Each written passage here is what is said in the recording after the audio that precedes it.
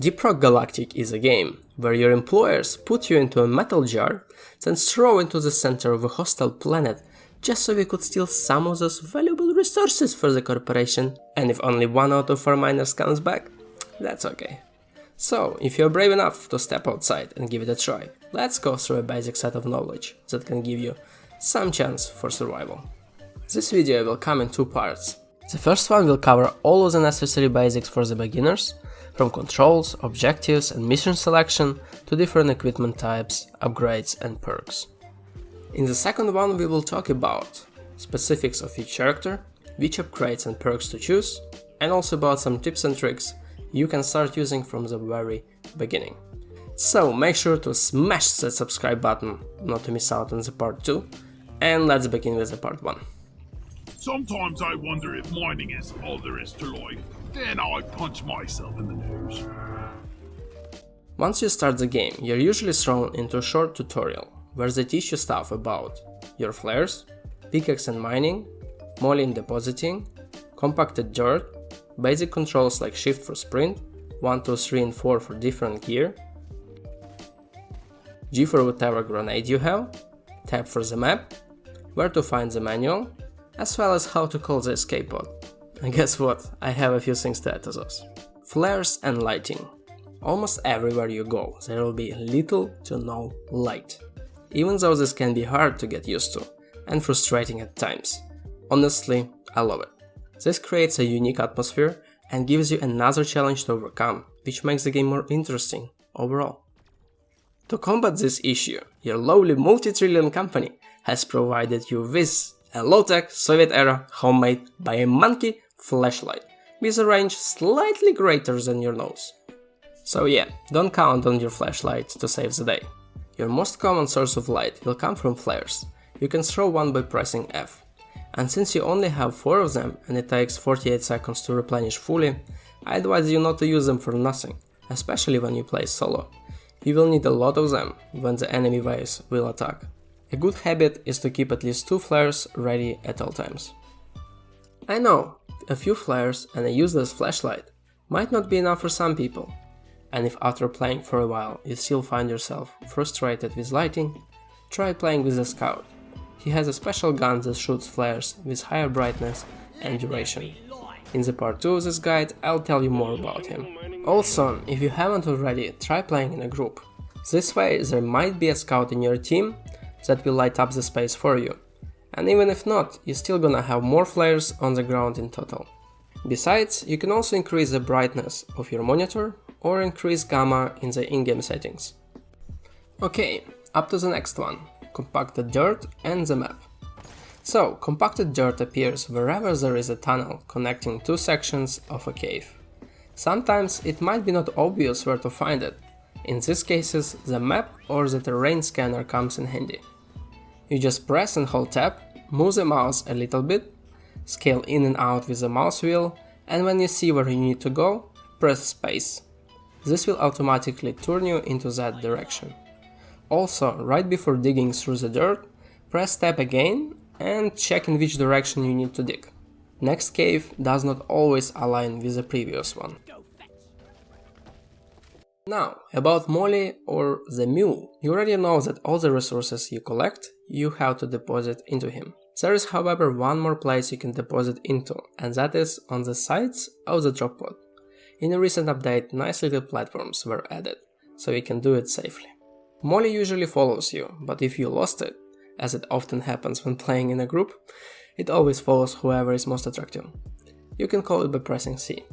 It's pretty slow though, and most of the time it's faster to move to it instead of wait for it.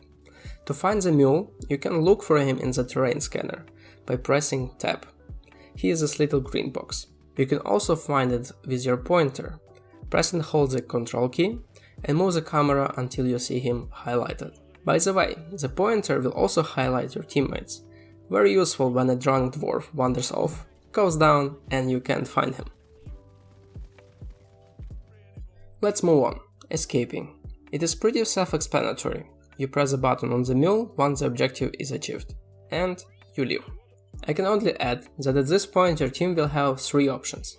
You can go after Molly, he leaves green markers behind him, so it's easy to follow. This is a pretty safe option, even though you will have to fight aliens on the way. Or you rush to the drop pod without him, find your own way, and wait for the molly there.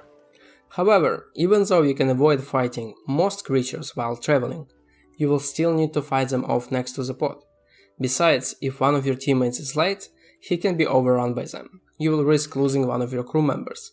And you don't want to lose any, not only because leave no dwarf behind, but also because you will get extra credits for every dwarf that escapes alive. The third option applies in case you will have a driller in your team. This is another of 4 characters. I'll tell you more about him in the part 2 of this guide. In short, his special gear is the drill, which can dig through the terrain very fast. With this ability, he can ignore all of the caverns and go straight for the pod. This is by far the safest option because there will be little to no creatures attacking you, and even if some will, it's very easy to fight them off in a small tunnel. Now about resources. What is important here to clarify is that everything that your group will find, you will get as well. So there is no need to compete with your teammates. Just split the work evenly and help each other. Okay, resources can be divided into 3 categories. The first one are anything mission related, like Morkite, alien eggs, bully caps, etc. Before starting a new mission, you will know what you are looking for. If you guys want, I can make another video where we would go into details about various tips and tricks you can use during each mission. Let me know in the comments below if it's something you would be interested in. The second category is anything that you mine for yourself. For example, gold and bitter gem are used to exchange for credits. Various minerals like Croppa and Bismore will be used in upgrades, and hops like Moldstar are used to make beer. The last category includes stuff that you will need during the mission only. This is nitra and red sugar. 80 nitra can be exchanged for a resupply. Once you have enough of it, press 5 and choose where you want it to land. It will bring 4 stacks of ammunition. Each of the stacks will replenish 50% of your ammo, as well as 50% of your health. And red sugar is used simply to heal. You can check how much ammo and health is left on you and, most importantly, on your teammates by pressing the control key and looking at the bottom left of your screen. Alright, those were the basics. At this point, you can go to the terminal, choose the missions that you need and play for a few just to get the feeling of the business. And the business will start with your first assignment, which will be 9 missions long, and after completion, you'll open access to 9 different areas and 6 different mission types. After that, more assignments will be open for you. Oh, and if you can't find a terminal, you can just press the escape key, then go to Miner's Manual, then Getting Started, then Space Rig. Here you will see a map with all terminals. Just hover with your mouse above those dots to find out what they are. So, with time, more and more content will be open for you. But don't worry, it might take like a day or maybe 2 or 3 to unlock everything. DRG is not your typical grinding game where you need to play for years to get somewhere. One more thing I need to mention is the difficulty scaling. Not only there are more creatures the higher you go, but also their attack, resistance and movement speed scales up. Besides, the waves come faster and friendly fire actually becomes a bigger problem. I don't recommend jumping into high difficulty too early. Play on Hazard 1 or 2 until you get to know the game better. Then stay on Hazard 3 for a while. It's the most popular difficulty at the moment, so you shouldn't have problems finding a group, which is a plus. And only once you have promoted your first character, I would recommend trying Hazard 4. Okay, for the end, let's talk about different upgrades that this game has to offer. And I have to note here that some of those things might change over time as the game will be updated. However, since the early access has ended and the 1.0 version was launched already, I don't think those changes will be as radical as they used to be. So, there are 4 characters in this game, and every character has 4 different gears. The first 2 are always some type of weapons. In the case of the gunner, his primary weapon is a minigun, and the secondary weapon is a revolver. And other 2 are usually some kind of tools. Roughly speaking, The tools are really what defines a character's role. Gunner has a shield that scares off all creatures as well as protects against all types of long-range attacks. And he has ziplines, which are very useful when you need to create a bridge from point A to point B. As you can see, each of the gears can be upgraded. Those upgrades open after you reach a certain level with your dwarf. You are free to choose whatever upgrades suit you more. There is really no one right way to play it. But if you are interested in what Gunner builds I use for Hoxxes V missions, solo and group elite deep dives, also what overclocks are better, let me know in the comments below. I might do another video on that. Okay, once you reach level 10 with a character, an assignment equipment license will open. After you complete it, a new primary weapon will be available to you.